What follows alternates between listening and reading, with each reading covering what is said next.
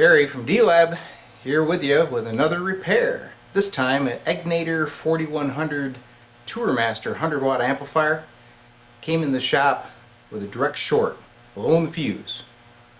So let's do a step-by-step process and see if we can find out what's causing it. So in case you don't know, if you own one of these and you're looking for your fuse, they hide them. They're in this little panel right in the plug receptacle. Okay? So there's your fuse, and this one's blown.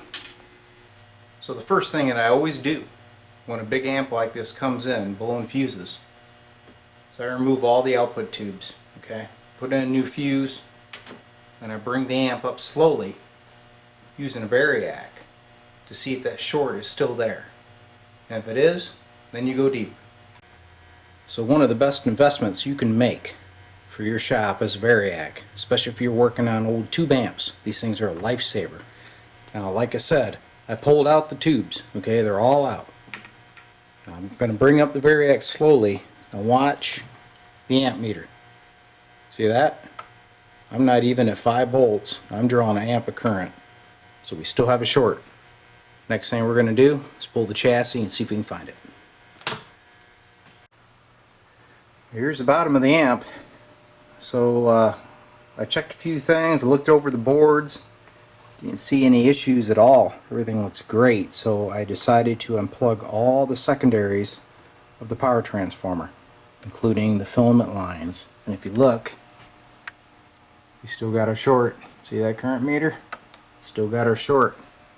Unfortunately, that only points at one thing, and that's the power transformer.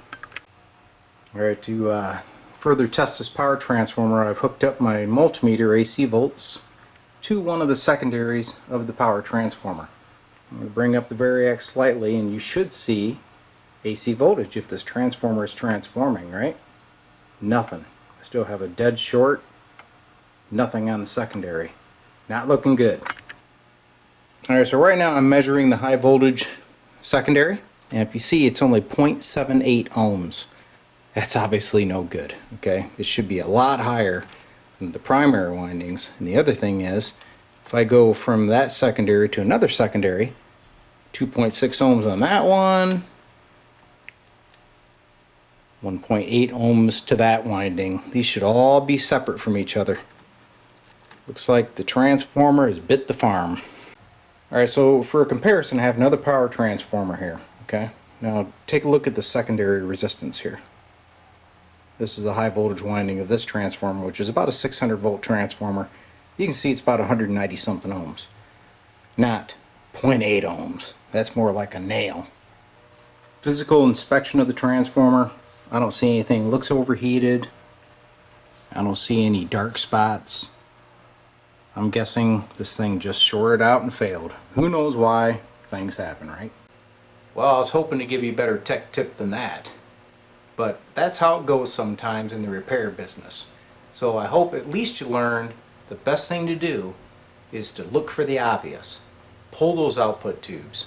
Pull the power lines off of your secondaries. See if you can isolate the short. In this case, unfortunately, the short is on the most expensive component. And I don't know if this guy's going to follow through with the repair. I don't even know if I'd recommend it, because this is a circuit board based amp. I'm not a big fan of them. Hope you enjoyed the video.